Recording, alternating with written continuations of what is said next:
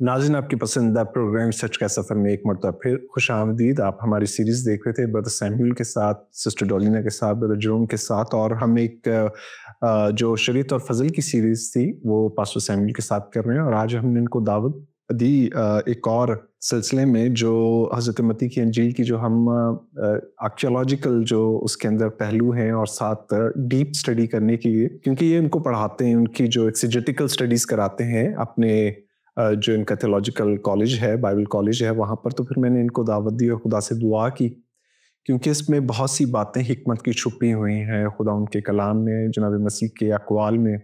और जब मैं इस चैप्टर पे गौर कर रहा था जो हज़रत मत्ती की इंजील का 20वां चैप्टर है, उसमें पाकिस्तान की जो तमसील है उसको आज की दुनिया में शायद उसको कबूल ना किया जाए, क्योंकि हम कारोबारी दुनिया में रहते हैं जहाँ मुनाफे पर ज़्यादा तवज्जो दी जाती है। लेकिन हमें ये देखना है कि क्या हम खुदा के साथ अगर कोई कारोबार करें या खुदा हमारे साथ कारोबार कर रहा हो, तो किसको घाटा होता है और किसको मुनाफा होता है, किसके लिए ये अच्छा है, किसके लिए बुरा है, और हो सकता है दोनों के लिए अच्छा हो। तो आज इसका आगाज़ करेंगे और आपको उसके साथ वेलकम करते हैं। जी, thank you so much brother ji. कैसे हैं आप? ठीक ठाक हैं? खुदा का बहुत शुक्र। ठीक है, ये आपका पसंदीदा जो एक थियोलॉजिकल और एक्सिजेटिकल जो आप काम कर रहे हैं उसके हवाले से है। और पहला सवाल मैं आपकी खिदमत में रखना चाह रहा हूँ वो ये कि पाकिस्तान का मालिक तमाम मजदूरों को एक जैसी उजरत क्यों देता है, चाहे उन्होंने जितना भी वक्त काम किया हो? ये खुदा के फजल और इंसाफ के तस्वुर को इंसानी तस्वुरात के मुकाबले में कैसे जाहिर करता है? इस तमसील को जब हम पढ़ते हैं तो if I am not wrong 5 times इस मालिक ने अपने काम पर मजदूरों को यानी भेजा है, उजरत पर बुलाया है। तो जो पहला क्वेश्चन आपने पूछा है, 5 दफ़ा अलग-अलग टाइम पर वो जाता है और वो देखता है कि मजदूर खड़े हुए, उनको फिर वो ले आता है। तो इसमें जो आपका क्वेश्चन है कि जब उसने उनको उजरत देने की बारी आई तो सबको बराबर उसने उजरत दे दी। तो कोई भी तमसील है उसको डील करने के लिए जो बुनियादी उसूल है तफसीर का, एक्सपोजिशन का, आप उस तमसील के कहे जाने के बुनियादी मकसद को पहले समझते हैं। मैंने अक्सर लोगों के साथ जब बातचीत होती है और मैंने ये देखा है कि हम जो बीच में फर्दर डिटेल्स हैं उनको पिवटल या कुलीदी मानकर हम उन डिटेल्स के में उलझ जाते हैं और असल जो मैसेज होता है वो उससे नजरों से ओझल हो जाता है, ओझल हो जाती है। तो तमसील का जो पर्पस और मकसद है उसको सबसे पहले हमें सरफेस पे लाना होता है कि यार ये तमसील जो है ये कही क्यों गई है। तो चले आगे बढ़ेगा सिलसिला, तो देखते हैं। क्वेश्चन जो आपका है कि ये जब एक बंदा सुबह से लगा है, एक पहर दिन गए लगा है, फिर वो 2 पहर के बाद गया, तीसरे पहर के बाद गया, फिर 1 घंटा पहले शाम होने से 1 घंटा पहले वो गया है। तो 5 टाइम्स उसने लोगों को अपने काम की तरफ भेजा है, मजदूरी सबको बराबर दे दी है। तो ये खुदा के फजल और इंसाफ के तस्वुर को इंसानी तस्वुरात के मुकाबले में कैसे जाहिर करता है। तो सबसे पहली बात जो इस टेक्स्ट से हमें नजर आती है कि जो सुबह के टाइम पे काम पर जाने का वक्त है, जो उस टाइम पे मजदूर भेजे गए हैं उनके साथ उजरत तय हुई है, उनके साथ उनका मुआवजा तय हुआ है। बाकी किसी भी ग्रुप के साथ उसने मुआवजा तय नहीं किया, बहुत खूबसूरत। सिर्फ उनको कहा है कि आप जाओ, जाकर काम करो। तो अब वो लगता यही है कि उन मजदूरों को भी इस मालिक की जो क्या फ्याजी है, हो सकता है वो इससे वाकिफ भी हों कि ये मालिक जो है ये कौन हमें भेज रहा है। ना उन्होंने कहा कि पहले तय करो, ना मालिक ने किया। लेकिन जो सबसे पहले सुबह के टाइम गए उनके साथ 1 दिनार उसने लिखा है ठहरा कर, उनको कहा कि जाकर काम करो। जो सुबह से काम कर रहे हैं उनकी उजरत को कट करके, उनकी उजरत को कम करके वो दूसरों को कंपनसेट करता तो ये बेइंसाफी की ज़िम्रा में आ जाता है, डेफिनेटली आता कि मेरा आपसे तय हुआ है। और एंड पे मालिक ने यही तो दलील दी है कि भाई ये मेरा पैसा है और मैं इसको अपनी मर्जी से खर्च करने का मजाज हूँ, आपके साथ जो तय हुआ है वो मैंने आपको दे दिया है। बल्कि उन नौकरों को ये कहा गया जो सुबह से काम कर रहे थे कि तू बुरी नीयत से क्यों देखता है। तो इसका मतलब है कि ये मालिक जो है ये इंसाफ देखिए, खुदा का जो फजल है, इसको जब हम फजल के साथ रिलेट करेंगे तो खुदा का फजल इंसाफ के असूलों के ऐन मुताबिक है, और जो फजल हम पर हुआ है, जिससे हमने निजात पाई है, उसमें खुदा ने इंसाफ के असूलों को बाईपास नहीं किया, बल्कि इंसाफ की कीमत को अपने ऊपर ले लिया और इंसाफ के सारे तकाजों को उसने पूरा किया। तो यहाँ पर नजर ये आता है कि उसने सब मजदूरों को, चाहे 1 घंटा पहले काम किया है या सुबह से लगे हुए, सबको इक्वल उसने मजदूरी दी है। और इसमें बेइंसाफी इसलिए नहीं है कि जिसने सबसे ज़्यादा काम किया है उसी से उसने पहले तय किया। तो जब बातचीत तय हो जाती है तो तय से कम देना ये मालिक की बेइंसाफी होती, और तय से ज़्यादा देना ये उसकी मर्जी पर मुनसर है कि वो दे या ना दे। डिमांड वो नहीं कर सकता, और उसको तयशुदा रकम मिली, इसका मतलब है मालिक ने इंसाफ के असूल को कायम रखा। और जब हमें नज़र आता है कि ये जो दूसरे थे जो सुबह से काम पर नहीं गए, जो बाद में गए, जब उनकी बारी आई तो उसने उनको भी जो तयशुदा था वो उसको दे दिया। अब उस गलती उसकी तरफ से है कि उसने ये नियत बना ली कि अगर 1 घंटा पहले जिसने काम ख़त्म किया उसको 1 दिनार मिला है तो मुझे ज़्यादा मिलेगा, हालांकि उसका उसके साथ तय हो चुका था। तो एक तो हमें इंसाफ के तकाजे यहाँ पर नज़र आते हैं, दूसरा हमें मालिक अपनी दौलत पर इख्तियार रखता है, ये भी तो इंसाफ है कि जो उसका पैसा है वो उसको जैसे भी खर्च करे और वो दे। यहाँ पर आपको सखावत नज़र आती है, फ्याजी नज़र आती है, चैरिटी नज़र आती है, और इवन के ये चैरिटी का बेहतरीन मेथड नज़र आता है कि आप किसी को बगैर कुछ किए ऐसी देकर अपाहज बनाएं, उसकी इज्जत नफ्स के साथ आप खेलें। इससे बेहतर है किसी काम में उसको आपने थोड़ा सा इन्वॉल्व किया और उसकी मेहनत से ज़्यादा आपने उसको दे दिया। तो ये चैरिटी की भी बेहतरीन एग्जाम्पल हमें नज़र आती है। चोरी डाके भी कम हो जाते हैं, आप बहुत सारी चीज़ों पर कंट्रोल होता है। तो मालिक ने जब उसने पहले को 1 सिक्का दिया फिर भी इंसाफ को मेंटेन किया, वो तय हुआ था, और जब उसने दूसरों को दिया तो भी उसने इंसाफ को मेंटेन किया, क्योंकि वो पैसा उसका था और उसका पूरा राइट है कि वो अपनी चीज़ को जैसे चाहे बांटे और जैसे चाहे खर्च करे। तो इसमें हमें फजल का पहलू जरूर नजर आता है, और वो क्या है, जब आप मालिक के एंगल से बात करेंगे तो ये हम कहेंगे कि भाई वो सखी था, फ्याज था, और उसने अपने पैसे को अपनी मर्जी से खर्च किया। लेकिन जब इसको आप खुदा से रिलेट करेंगे तो वो चीज़ें जो जितना हमारा हक नहीं होता उससे कहीं ज़्यादा खुदा हमें वो देता है। सो ये इसका नाम ही ब्लेसिंग है। ब्लेसिंग का जो लिटरली मतलब है बिब्लिकल सेंस में वो थोड़ा है पर वो ज़्यादा हो जाए, थोड़े को बढ़ा देना, उसमें ज़्यादती हो जाए, बढ़ जाए। तो खुदा थोड़ी मेहनत का जब ज़्यादा समर और अजर देता है तो ये खुदा का फजल है, ये खुदा की ब्लेसिंग है, ये खुदा की बरकत है। तो खुदा ने, जो आपका क्वेश्चन था, ये खुदा के फजल के इंसाफ के तस्वर को इंसानी तस्वुरात के मुकाबले में कैसे जाहिर करता है। तो इसमें इंसाफ के तकाजे भी हमें पूरे होते हुए नज़र आते हैं, खुदा के फजल का पहलू भी हमें नज़र आता है। और इसमें एक जो ख़ास जो चीज़ समझने वाली है कि फिर ये फजल की जो बहुतात है, ये पहले वाले के लिए क्यों जाहिर नहीं हुई?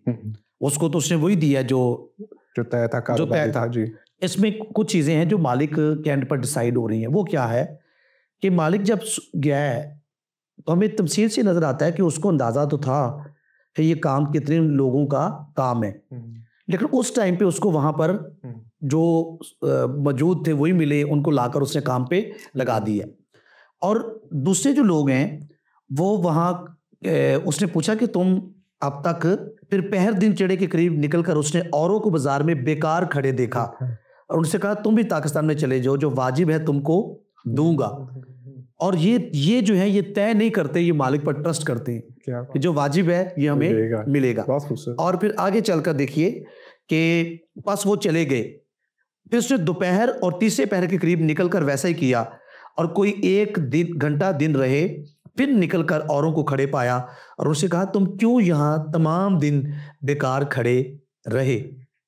उन्होंने उससे कहा इसलिए कि किसी ने हमको मजदूरी पर नहीं लगाया। देयर इज जेन्युइन रीजन कि हम तो खड़े हुए हैं, हमें किसी ने मजदूरी, तो यानी अगर किसी कबीले और कौम तक इंजील नहीं पहुंची है, लेट पहुंची है, और मखलूकात इंतजार कर रही है इंजील का, खुदा के बेटों के जाहिर होने का, इंजील नहीं पहुंची है, तो फिर खुदा डिले की वजह से उनको नुकसान नहीं होने देगा। जो अव्वल हैं वो आखिर हो जाएंगे और जो आखिर हैं वो अव्वल हो जाएंगे। तो इसको जो पहले सुबह से काम कर रहा था, इसको एक्स्ट्रा ना देने के पीछे नज़र ये आता है कि मालिक इसकी नीयत से वाकिफ़ था और कि भाई ये इंसाफ के बुनियादी असूलों के, और देखें इसे दूसरों को ज़्यादा मिलने पर खुश नहीं हुआ। इसका मतलब है कि इसके अंदर असद का पहलू भी था, जेलसी का पहलू भी था, मालिक की मर्जी को, मालिक की दौलत को ये बुरी नीयत से भी देख रहा था, और जो ठहरा हुआ है उससे ज़्यादा की तोको करना, ये भी बेइंसाफ़ी ये है। बेइंसाफ़ी ये है कि ठहरे हुए से ज़्यादा तोको करना। तो इन सारी चीज़ों को जब हम समराइज़ करते हैं तो हमें इस उजरत वाले मामले में हमें इंसाफ भी नज़र आता है, दोनों एंड से इंसाफ नज़र आता है, और प्लस हमें जो जिनको काम पे नहीं लगाया गया और वो एफर्ट कर रहे थे, खड़े हुए थे, वेट कर रहे थे, तो अगर उनको लेट लगाया गया है तो उसका जो घाटा है वो मालिक ने अपने ऊपर लिया है, उनको कमी होने नहीं दी, और उनको फ्याजी से, सखावत से और रहम और फजल से उनकी कमी को उसने पूरा किया। Thank you very much. मैं इससे बहुत लर्निंग मिली, और नाज़रीन ने भी यकीनन ये सीखा होगा कि खुदा का इख्तियार मुतलिक है और वो अपनी नेमतों को जिस तरह चाहता है वो बांटता है, और ये कि खुदा की बादशाहत में जिनके पास आखिरी लम्हा होगा उनके लिए भी खुदा के पास काम है, तो वो मायूस ना हो कि खुदा उन तलाश करके पहुंचता है और बार बार आता है। वो थकता नहीं है। हम शायद थक जाएं और हमें मौका ना मिले, लेकिन खुदा नहीं थकता। तो यहाँ पर हमें फ्याजी की, खुदा के फजल के बारे में बहुत कुछ सीखने को मिला। थैंक यू पास्टर जी। और अगले सवाल की तरफ चलते हैं। ये इस तरह से है कि ये तमसील आसमान की बादशाही की इक़्तिदार के बारे में क्या सिखाती है? ये मेरिट और इनाम के समाजी असूलों से कैसे मुख्तलिफ? एक जुमला आपने आखिर में बोला है जो कि अगले क्वेश्चन से बहुत रिलेटेड है, और मेरे पास भी उसी तरह का जुमला लिखा हुआ है। इसमें आसमान की बादशाही की इक़्तिदार के बारे में ये देखिए, वैल्यूज़ दुनिया में, मुआशरे में, सोसाइटी में लोग कहते हैं कि प्यासा कुएं के पास जाता है, लेकिन यहाँ पर आपको इसका उलट नज़र आ रहा है। ठीक है, मालिक की भी नीड होगी, लेकिन जब इसको आप आसमान की बादशाही से रिलेट करते हैं तो फिर आपको पता चलता है कि खुदा खुद अपने बेटे यीशु मसीह के वसीला से खोए हुओं को ढूंढता है और उनको अपने घर में लाता है। वो चाहे ज़ियाफ़त वाली तमसील हो ताकि मेरा मेहमान खाना भर जाए, चाहे वो पाकिस्तान वाली तमसील हो ताकि सबको काम और हिस्सा मिले, और काम और हिस्सा देने के पीछे जो वजह में नज़र आती ताकि वो उनको लॉजिकल रीजंस के साथ नवाज सके, मेरिट और इंसाफ के असूलों को कायम रखते हुए उनको नवाज सके। तो इस तमसील में हमें आसमान की बादशाही की जो इक़्तिदार नज़र आती है, मालिक हौसला नहीं हारता, थकता नहीं, वो बार बार जाता है, वो एफर्ट करता है। 1 घंटा पहले भी उसको मिल जाए तो उसको भी वो चाहता है कि ये मेरे पाकिस्तान में काम करने के लिए आ जाए। तो यानी उसकी शान इस बात में है, वो किसी को काम के बगैर नहीं देखना चाहता। उसके होते हुए कोई काम ना करे तो वो उससे महरूम उनको नहीं देखना चाहता। तो लोग तो एक जगह खड़े हुए, लेकिन मालिक उनके लिए कोशिश करता है, एफर्ट करता है, और उनका एफर्ट सिर्फ इतना सा नज़र आ रहा है कि वो काम के इंतज़ार में खड़े हुए, लेकिन 5 टाइम्स वो गया है और आखिरी 1 घंटा बाकी था, फिर भी वो कुछ मज़दूरों को उसने लाकर काम पे वो लगा दिया। तो जब आप ये देखते हैं समाजी उसूल, तो मेरिट कुछ स्टैंडर्ड्स को मीट करने से मेरिट बनता है। आप किसी यूनिवर्सिटी में एग्ज़ाम के लिए एडमिशन के लिए जाते हैं तो वो आपकी मार्कशीट को देखते हैं, फिर वो एप्टीट्यूड टेस्ट लेते हैं, दोनों को कंबाइन करके वो एक मेरिट बनाते हैं। तो मेरिट के लिए आपको कोई स्टैंडर्ड्स होते हैं जिनको मीट करना पड़ता है, ठीक है जी। और फिर इनाम के लिए कुछ बड़ी अचीवमेंट अगर आपने की हो, कुछ करके दिखाया हो, तो उसका इनाम आपको मिलता है। क्वेश्चन में ज़रा दोबारा रिपीट कर दूं, एक दफ़ा पढ़ दूं। जी जी। ये तमसील आसमान की बादशाही की इक़्तिदार के बारे में क्या सिखाती है? ये मेरिट और इनाम के समाजी असूलों से कैसे मुख्तलिफ है। तो ये इनाम के जो मेरिट और इनाम के जो समाजी असूल हैं, उसमें टोटली ह्यूमन एफर्ट के ऊपर इंसार किया जाता है। ठीक है जी, मेरिट, आपने मेरिट पर पूरे उतरना है। और फजल के बारे में ये कहा जाता है कि ये अनमेरिटेड ग्राउंड्स के ऊपर हमें हासिल हो, हमने मेरिट पे हासिल नहीं किया। लेकिन एक बात जो सीखने वाली है, जो पिछली सीरीज में भी हमने डिस्कस की, कि जब हम बात करते हैं सेविंग ग्रेस की, खुदा के स्पेशल फजल की, तो हमारे लिए तो मुफ्त है, हम मेरिट पे पूरे नहीं उतरे, लेकिन जिसके जरिए से हम तक पहुंचा है उसने खुदा के मेरिट को अचीव किया है, ताबेदारी के जरिए से, मेरी नहीं बल्कि तेरी मर्जी पूरी हो, अपनी बेशकीमत कुर्बानी के जरिए से। तो वो फजल का चैनल बना है, उसने खुदा से रहम और फजल को अर्न करके मुफ्त में हम तक पहुंचाया है। वर्ल्ड रिलीजन्स जो हैं, जो दुनियावी जो अदियान है, जब उन पर हम गौर करते हैं तो हमें नजर आता है कि वहां पर ज्यादा फोकस इस बात पे है कि आपने एफर्ट करना है, करो करो करो, ये करो वो करो, ऐसे करो, खुदा को ढूंढो, खुदा के करीब जाओ। लेकिन क्रिश्चियनिटी की वैल्यूज और आसमान की बादशाही की वैल्यूज जो है वो डिफरेंट है। इसमें खुदा हमें ढूंढता है और हमें कहने की बजाय करो करो, वो कहता है कि इट इज डन, ये मैंने कर दिया। क्या बात। तो आसमान की बादशाही की वैल्यूज और मेरिट और इनाम की जो समाजी असूल है वो इसलिए मुख्तलिफ हैं कि मेरिट और इनाम में आपको खुद एफर्ट करना पड़ता है और आपको कुछ बनना पड़ता है मेहनत के जरिए से, अचीवमेंट के जरिए से, स्टैंडर्ड्स को मीट करने के जरिए से। लेकिन आसमान की बादशाही में हम ये कर ही नहीं पाते, हम कर ही नहीं पाते। तो फिर हमें क्या चीज़ काम आती है? आसमान की बादशाही की इकदार ये है, जो भी आएगा उसको वो काम पर लगाएगा। ये तफसील में ये सिखाती, किसी को वापस नहीं भेजेगा, उसके पास इतना काम है कि वो काम देगा और वो काम देता है। और यहाँ पर भी हमें ये नज़र आता है, ये इसकी इकदार है कि ये आपके एफर्ट को नहीं देखता।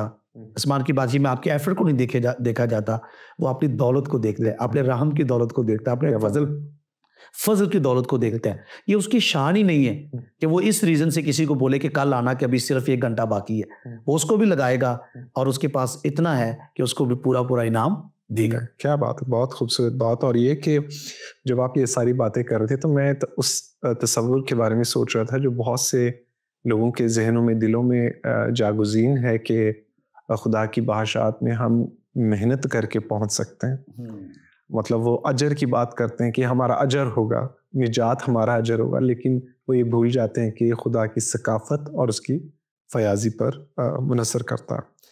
Thank you very much sir. और क्या ये तमसील इशारा करती है कि ईमान के लिए बुलाए जाने के वक्त का जो वक्त है, खुदा की बादशाही में इनाम पर उसका असर होता है? और अगर होता है क्यों होता है, और अगर असर नहीं होता तो क्यों नहीं होता? इसमें कुछ सिचुएशंस हैं इस क्वेश्चन में कि अगर कोई पहले बुलाया गया है तो उसको क्या ज़्यादा मिलेगा, और अगर कोई लेट बुलाया गया है तो उसको क्या कम मिलेगा। तो इसमें कुछ सिचुएशन है जिनको हम मुख्तसर से डिस्कस कर लेते हैं। इसका सबसे पहले आंसर है कि ज़्यादातर जो सिचुएशंस पैदा होती है उसमें इसका जवाब है कि असर नहीं होगा। कुछ सिचुएशंस में हो भी सकता है, वो भी मैं एक सिनेरियो आपसे डिस्कस कर लेता हूँ नाज़रीन के लिए। तो जब आप बात करते हैं कि ईमान के लिए बुलाए जाने के वक्त का खुदा की बादशाही में जो इनाम है उस पर असर होता है या नहीं होता, तो यहाँ पर 2 चीज़ें नाज़रीन के ज़हन में मिक्स हो सकती हैं। एक आपको आयत मिलती है कि तुम्हें ईमान के वसीले से फजल ही से निजात मिली है। हमेशा की ज़िंदगी और निजात और हमारा बच जाना ये टोटली खुदा के ग्रेस और उसके फजल की वजह से है। लेकिन फिर आपको ये भी आयत मिलती है कि देख मैं जल्द आने वाला हूँ, हर एक के काम के मुआफिक देने के लिए अजर मेरे पास है। तो कॉन्टेक्स्ट में सियाक़-उ-सबाक़ में जो मुकाशफा की किताब का रेफरेंस है, मैं जल्द आने वाला हूँ, उसमें जिस अजर की बात हो रही है वो उससे मुराद निजात नहीं है, बल्कि निजात याफ्ता लोगों के लिए वो अजर है जो पहले क्या हासिल कर चुके हैं, निजात हासिल कर चुके हैं। तो वहां पर जो अजर है, और अजर के बारे में ये कहा जाता है निजात मुफ्त है और अजर जो है ये कमाया जाता है। अच्छा, इस जुमले से मुराद क्या है कि आसमान की बादशाही में हमें सबसे पहली बात है हमें दाखिल होना सबसे बड़ी बात है कि हम किसी तरह दाखिल हो जाए ऐसे। लेकिन फिर भी हमें कुछ आयात से हमें ये सेंस मिलता है कि शायद अच्छा सबसे ज़्यादा जो कम क्लैरिटी है वो एंड टाइम्स के बारे में। तो हमें कुछ चीज़, क्योंकि उसमें तमसीलें हैं और उसमें तशबीहात हैं और उसमें आइंदा आने वाली चीज़ों के बयानात हैं, तो भी हमें कुछ इशारा मिलता है कि आसमान की बादशाही में जो लोग दाखिल होंगे उनमें भी कुछ दर्जात का या इनामात का कुछ फ़र्क होगा। अब जो लेकिन जितने वहाँ पर जाएंगे उनमें बुनियादी चीज़ जो कॉमन होगी वो सब निजात याफ्ता होंगे। तो जो मुफ्त निजात है, फजल से निजात है, वो तो सबको हासिल होगी। लेकिन निजात हासिल करने के बाद हम खुद को पेश नहीं करते, आसमान की बादशाही में वसअत के लिए काम नहीं करते, हम खुदावंद के लिए उस तरह कुर्बानी नहीं देते, या हम सुस्ती का शिकार हो जाते हैं। उस तरीके से जो खुदावंद यीशु मसीह कह के गया उन बातों पर अमल पैरा नहीं रहते। सहूलत से इबादत और सहूलत से खुदा के साथ चलने की राह ढूंढते निकालते हैं, जिसमें आराम, कंफर्ट जोन से बाहर नहीं आते। तो उनके इनाम में, और जो खुदावंद के लिए एफर्ट करते हैं, मेहनत करते हैं, उनके जाने कुर्बान करते हैं, उनके इनाम में कुछ फ़र्क होगा। लेकिन कन्फ्यूजन ये नहीं होनी चाहिए कि यहाँ पर इनाम से मुराद निजात या हमेशा की ज़िंदगी नहीं है। तो काम के मुआफिक जो अजर है मेहनत और एफर्ट से, वो निजात से हटकर कोई डिफरेंट चीज़ है। तो आसमान की बादशाही में आपके जो मुकाम है या जो भी मामलात हैं जिसमें बहुत हतमी बात नहीं की जा सकती, लेकिन ये बात अटल है, सच्ची है कि जब हम आसमान की बादशाही में जाएंगे तो ये खुदा के फजल की राशि होगा। और जब हम वहाँ पर जाएंगे तो जाने से पहले जो खुदावंद के लिए हम एफर्ट और मेहनत करते हैं वो उसकी यादगारी के दफ्तर में ज़रूर लिखा जाए। खुदा के अपने हाथ में होगा। और मैं, अगर आप इजाज़त दे तो एक छोटा सा पॉइंट मैं नोट कर रहा था, मैं एक बुक पढ़ रहा था, उसमें उन्होंने कहा कि देखिए इसी जगह पर रसूलों ने ये भी कहा कि देखा, मतलब हम सब कुछ छोड़ के तेरे पीछे हो लीजिए। इस जुमले में कहीं फ़ख्र और इस्तेहकाक की आवाज़ आती है कि हम डिज़र्व करते हैं क्योंकि हमने सब कुछ तेरे लिए छोड़ दिया। क्राइस्ट को ये दावत मतलब एक रिश्वत की तरह या कोई ऐसे बटरिंग कर रहे हैं कि देख एहसान की तरह। तो क्राइस्ट ने उधर ही उनको मना कर दिया कि ऐसा नहीं है, खुदा की बादशाहत में ऐसा नहीं होता। किंग जो है उसके पास सारा इख्तियार है। मतलब क्राइस्ट ने फिर हमें फिलिपियों का एक बड़ा खूबसूरत चैप्टर है जिसमें बताते हैं कि वो खुदा के बराबर है और उसके बावजूद अपने आप को खाली कर देता है। तो मतलब एंड टाइम तक हमें अपने आप को खाली रखना, भरने की कोशिश नहीं करनी जी रूहानी तौर पे। और ये खुदावंद की किंगशिप ऐसी है, बेइंसाफी का तस्वर भी कोई नहीं कर सकता। और जिन्होंने, जैसे मजदूरों ने ट्रस्ट किया कि वो जिद नहीं करके बैठ गए, नहीं पहले दसो क्या मिलेगा, वो चले गए। उसकी बात सुनकर जो मुनासिब होगा, वाजिब होगा, तुम्हें मैं दे दूंगा। और देखिए फिर उसने क्या किया, उसने उनको उसके बराबर कर दिया। तो जो क्वेश्चन जिस पे हम टिके हुए हैं इस वक्त, जिस पर ठहरे हुए हैं कि क्या बुलाए जाने के वक्त का खुदा की बादशाही में इनाम पर असर पड़ता है। इस सिचुएशन पहली खुदावंद देखता है कि जिसको बुलाया जा रहा है, अभी इस वक्त बुलाया जा रहा है, उसकी नीयत कैसी है। क्या उसने इंजील की कॉलिंग को रिजेक्ट किया, क्या उसने आने से इनकार किया, क्या उसने बहाने किए, मैंने 2 जोड़ी बैल खरीदे हैं, मैंने शादी की है, मैंने ये किया, या वो आ गया बाप को दफनाने जाना दफन करने। अगर उस इसका मतलब है कि उसमें उसके सामने इंसान की नीयत है। अब उन्होंने क्या रीज़न दी कि हमें किसी ने काम पर ही नहीं लगाया, तो उसने कहा वेलकम आओ, और वही नाम या वही उजरत उनको भी उससे दी। तो एक तो सिचुएशन ये है कि जो लेट बुलाए जा रहे हैं उसके पीछे रीजंस क्या हैं।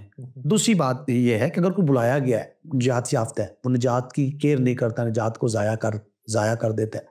एक ईमानदार है जिसको आप देखते हैं कि हमेशा वफादारी से दौड़ में दौड़ता है, और एक है कभी रुकता है, कभी बैठता है, कभी दौड़ता है, फिर कुछ समझाता है, भाई जी होश भी आए, फिर उठ के दौड़ना शुरू कर देता है, फिर रुक जाता है। तो उनके इनाम में और अजर में फ़र्क होगा, लेकिन वक्त की वजह से नहीं, उनकी नीयत और उनकी अपनी सिलेक्शन की वजह से उन्होंने सिलेक्टिव बुरी चीज़ों को किया, कमज़ोर चीज़ों को किया।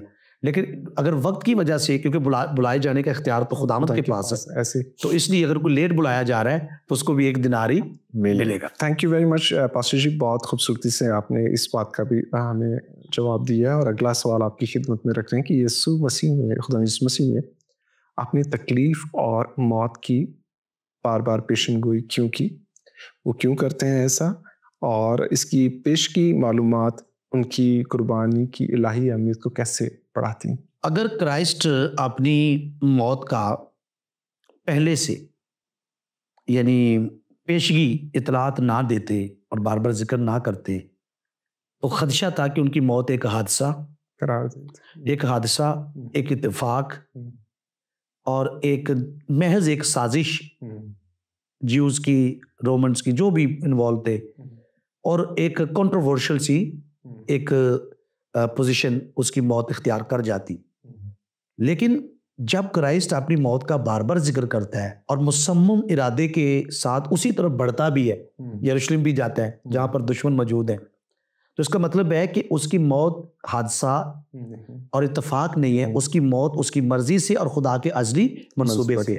बहुत खूब। इससे इल्मे इलाहियात की अहमियत इस तरह से बढ़ती है। और मैं एक बात कहना चाहूँगा कुछ लोग गुड फ्राइडे के रोज, चले ये तो हम एग्री करते हैं कि ये दिन एक एहतराम का और एक संजीदगी से गौर करने का दिन है अपनी निजात के काम पर, लेकिन ये अफसुर्दगी, अफसोस, मातम और खुदावंद पर तरस खाने का दिन नहीं है।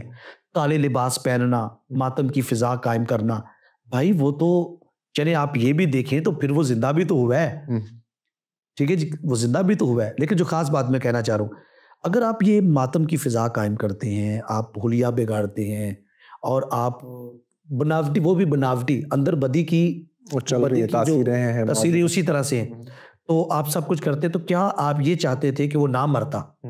उसने अपने पीछे आने वालों को कहा कि मेरे ऊपर मातम मत करो। तो ये मैंने लोगों को लिटरली रोते देखा है। हाँ, मोहब्बत में आंसू बहाना एक अलग चीज है, लेकिन उसके साथ तरस में कि बेचारा बेसहारा, उसके साथ क्या हो गया, तो ये किसी और जगह तो हो सकता है, यहाँ पर खुदावंद खुशी से अपनी जान देता है, बतेरों के लिए अपनी जान को खुशी, अच्छा चरवाहा अपनी भेड़ों के लिए अपनी जान देता है। तो बार बार जिक्र करना इल्म इलाही में इसकी अहमियत को इस तरह से बढ़ाता है कि खुदावंद यीशु मसीह कमिटेड है और उसके पास पूरा प्लान है और उसके पास मौत का पर्पस मौजूद है। वो मौत के मकसद से वाकिफ है, तो उसे मौत को सहकर, उसे जिसको मौत पर कुदरत हासिल थी उसको तबाह किया, मौत की राह से मौत को शिकस्त दी, क्या बात, और मौत की राह से उसने हमारी पूरी पूरी कीमत को अदा किया। तो इससे ये पता चलता है कि वो उसकी मर्जी के खिलाफ जबरन जकड़ कर नहीं मारा गया, उसने अपनी मर्जी से, अपनी खुशी से, अपने एग्रीमेंट से, जो बाप और बेटे के दरमियान, रुख उसके दरमियान जो अजीम मसलहत और मनसूबाबंदी हो चुकी थी, उसके तहत उसने खुद को पेश किया और उसने बाप को भी पसंद आया कि उसको कुचले। तो उसकी मौत के बारे में उसका बार बार जिक्र करना ये बताता है कि हमारा खुदावंद मेहरबान है, इंटेंशनली मौत को गले लगाकर हमें मौत के बंधनों से आज़ाद करता और ईमान लाने वालों को हमेशा की ज़िंदगी देता है। तो ये इसको अंडरस्टैंड करना बहुत ज़रूरी है।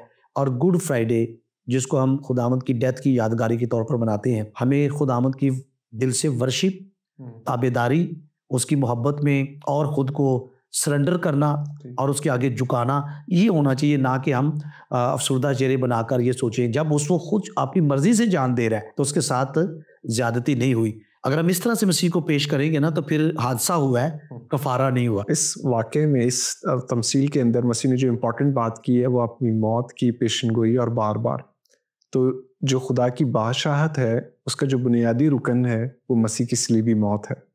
उसके बगैर निजात मुमकिन नहीं, और निजात के बगैर आप खुदा की बादशाहत में दाखिल नहीं हो सकते। और ये निजात मसीह से। छोटी सी बात के साथ इस प्रोग्राम को ख़त्म करते हैं, अगले प्रोग्राम में फिर मिलेंगे, तब तक के लिए इजाज़त दीजिएगा। खुदा हाफिज़।